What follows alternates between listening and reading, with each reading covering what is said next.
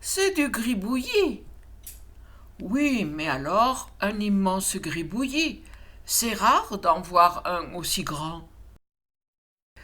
Est-ce vraiment un peintre qui l'a fait? Oui, Pollock était un vrai artiste. Il avait appris son métier et savait très bien dessiner.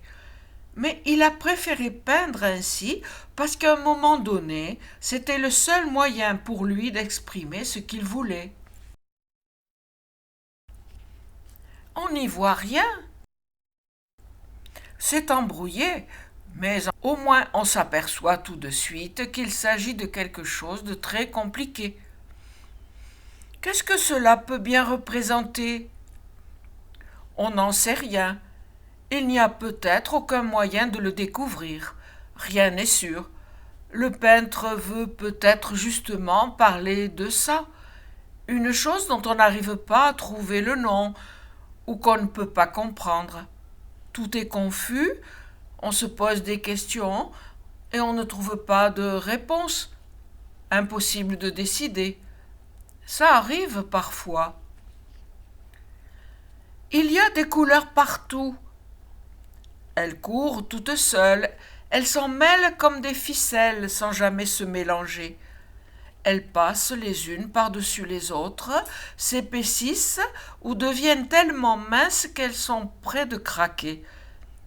Il y en a sans doute plein en dessous qu'on n'arrive pas à voir, tellement le peintre les a accumulées. À force de regarder, on a le tournis. Oui, parce que l'on a tendance à suivre les lignes du regard et chaque fois on s'aperçoit que ça ne mène à rien. On se rend vite compte que l'on est perdu. Ça va dans tous les sens. Comment savoir dans quelle direction aller? On a l'impression d'être pris dans un tourbillon, dans une tempête. On dirait qu'il a jeté de la peinture sur le tableau. Cette toile n'a pas été peinte sur un chevalet, elle était jetée à terre. Pollock l'a dominée et au lieu de poser des couches successives par application d'un pinceau, il projetait sa peinture avec des bâtons qu'il trempait dans des pots de couleur. Il utilisait des broches séchées ou encore des poires qui lui permettaient d'obtenir des giclures et des volutes déliées. Parfois, il faisait couler directement un peu de liquide depuis son récipient. Il tournait autour en dirigeant les couleurs vers le centre, inventait des parcours pour la couleur, la regardait s'écraser sur le sol. Enfin, les déplacements du peintre et les mouvements de ses bras réduisaient le hasard au maximum. C'était extrêmement contrôlé. Comment l'idée de peindre de cette façon lui est-elle venue? À cause de la Seconde Guerre mondiale, de nombreux peintres européens s'étaient réfugiés aux États-Unis. L'un d'entre eux, l'Allemand Max Ernst, aimait expérimenter de nouvelles techniques.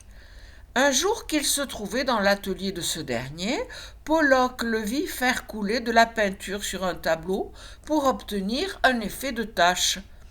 Ernst n'a pas continué, mais Pollock a développé la méthode. On appelait cela dripping. En anglais, cela signifie égouttage. Est-il arrivé à Pollock de peindre d'une autre manière?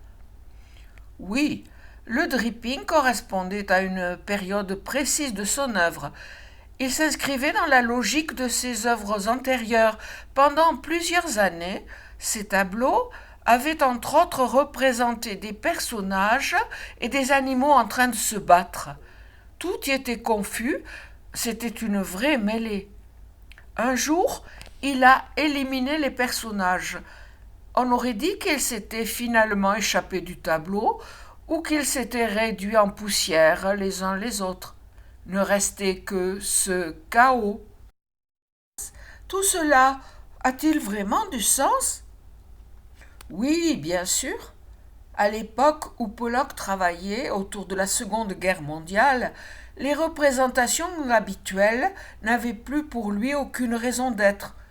rien n'aurait su donner le sentiment du désarroi, de l'effondrement, avec assez de force, si bien qu'il a peint directement l'écroulement et la disparition des choses, le fait de se retrouver égaré dans un monde où l'on ne reconnaît plus rien, mais où l'on s'obstine à rechercher un chemin.